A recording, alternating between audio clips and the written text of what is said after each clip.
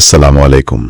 आज हम उमैरा अहमद के मशहूर नावल जन्नत के पत्ते इस हवाले से कुछ नोट्स और इक़्तिबास देख रहे हैं जी, और कोशिश ये है कि इन ज़राए की रोशनी में समझें कि नावल के मरकजी ख्यालात क्या हैं, खास तौर पर ईमान, शनाख्त और जिंदगी के जो फैसले होते हैं। बिल्कुल, तो आइए देखते हैं इनमें क्या खास बातें हमें मिलती हैं।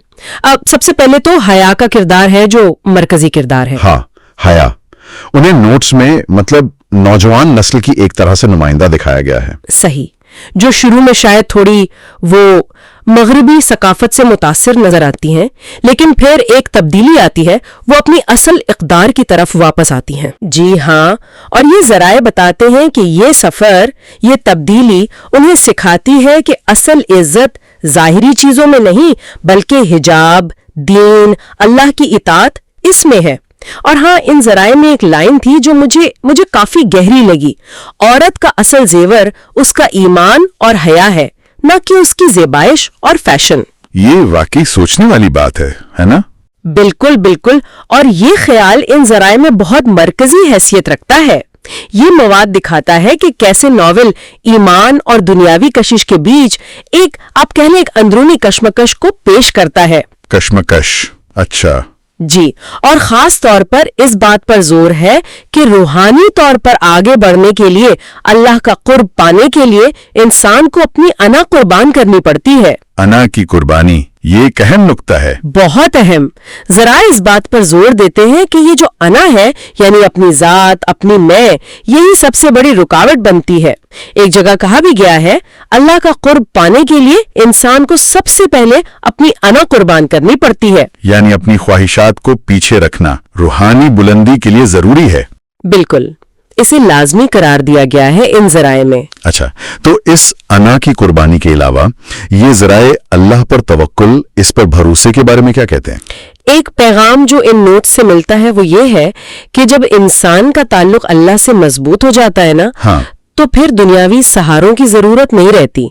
जैसे ये जुमला है, इंसान जब अल्लाह की रस्सी को थाम लेता है तो दुनिया के सब सहारे गैर अहम हो जाते हैं। और शायद ये भरोसा, ये तवक्कल इसी अना की कुर्बानी से जुड़ा हुआ है। जब इंसान अपनी जात से हटकर अल्लाह पर पूरा यकीन रखता है, सही, तो फिर दुनियावी चीजों की अहमियत खुद ब खुद कम हो जाती है।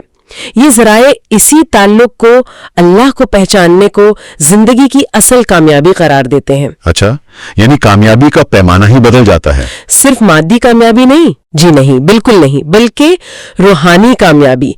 एक और जगह कहा गया है, जिंदगी की असल कामयाबी वो है जब इंसान अपने रब को पहचान ले। ये तो बिल्कुल मुख्तलिफ जाविया है।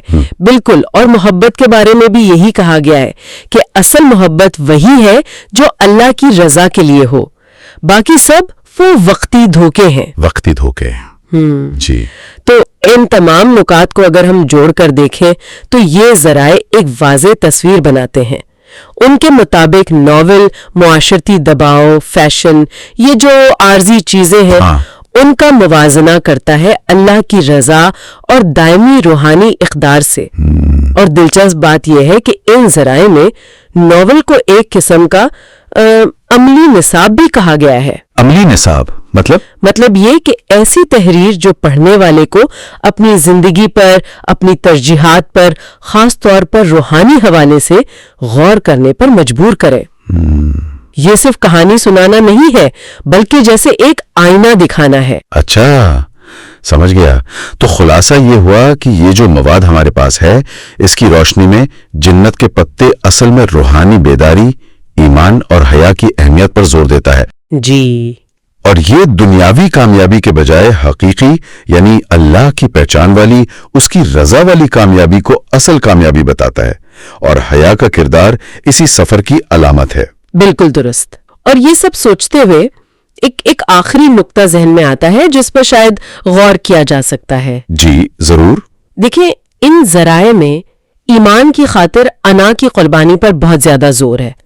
तो अगर हम इस उसूल को आज की जिंदगी में देखें तो रूहानी मानवियत की तलाश में हमें अपनी जदीद जिंदगी के किन दूसरे पहलुओं पर नजरसानी करने की जरूरत पड़ सकती है? वो कौन सी अनाएं हैं जो आज हमारे रास्ते में हाइल हो सकती हैं? वाह, یہ واقعی ایک گہرا سوال ہے جو یہ ذرائع ہمارے سامنے چھوڑ جاتے ہیں، اور یقیناً اس پر مزید سوچا جا سکتا ہے۔ اسی غور طلب نقطے کے ساتھ آج کی اس گفتگو کو یہیں ختم کرتے ہیں۔